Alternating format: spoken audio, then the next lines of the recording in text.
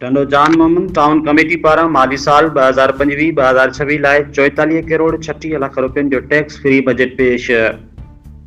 Report करे रहियो आहे गुलाब खासकेली।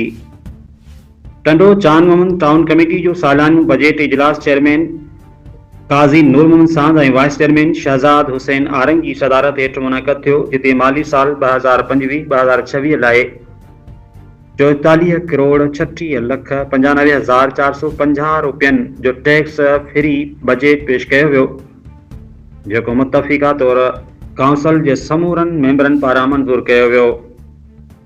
इजलास दौरान चेयरमैन काज़ी नूर मोहम्मद सांद ख़िताब कंदे चयो, ही बजट शहर जी बहितरी, सहूलियतुनि जी फिराइमी, अवाम जी भलाई लाइ तयारु कयो वियो आहे, जंहिंमें ख़ासि तौर ते सफ़ाई, वाटर सप्लाई, रोडनि जी मरमत, बिजली जी बहितरी, स्ट्रीट लाइट ऐं ॿियनि ज़रूरी ख़िदमतुनि लाइ ख़ासि रक़मूं मुख़्तस कयूं वयूं आहिनि। बजट में 18 करोड़ सिर्फ़ तरक़ियाती मनसूबनि लाइ रखिया विया आहिनि, जॾहिं पगारुनि, रोज़मर्रा जे ख़र्चनि ऐं ॿियनि ऑपरेशनल ख़र्चनि लाइ मुनासिब फंड रखिया विया आहिनि। उन मौक़े ते फिनांस कमेटी जे मेंबरनि इंजीनियर काज़ी करमुल्लाह सांद, देवानंद ऐं ॿियनि काउंसलरनि समेत ख़ासि महिमाननि काज़ी रहमबख़्श सांद, काज़ी करमुल्लाह जा फर्ज़ंद काज़ी मोहम्मद अशरफ ऐं ॿियनि पिणु शिरकत कई। बजट जी मंज़ूरी दौरान सभिनी मेंबरनि जी गॾियल सहकार ऐं एकता खे साराहियो वियो।